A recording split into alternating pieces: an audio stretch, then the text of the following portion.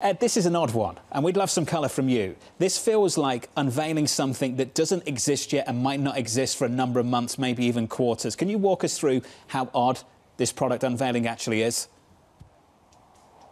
Yeah, that's an accurate framing. I mean, the most bullish on the street see a super cycle, right, where they believe tangibly the consumer is ready for artificial intelligence on device. But the plan is as follows. We'll probably get 4 variants of the iPhone 16 generation unveiled today, and they'll start shipping at the end of this month. But as is now well documented, the supporting software through iOS 18.1, in other words, the update that gives you access to Apple's artificial intelligence tool, is staggered, delayed into October.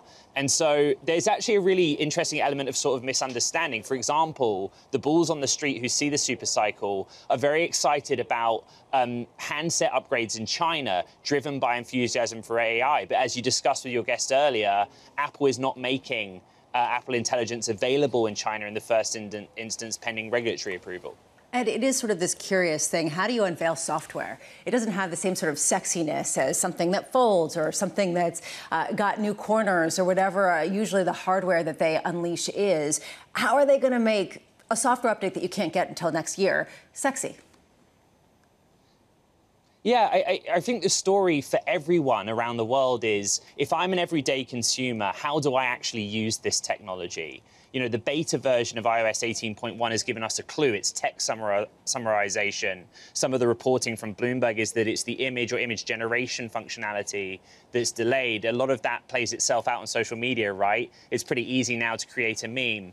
I had dinner with a let's call them a tech CEO last night, and what I found so interesting is, again, Apple Intelligence isn't going to be released in the first instance in Europe out of concern for some of the regulatory pressure there. But actually in Europe, the consumer isn't as interested as they are. It's easy for me to sit here in Silicon Valley. Literally, I have every generative AI tool under the sun installed on my phone. But that's culturally in line with what goes on here.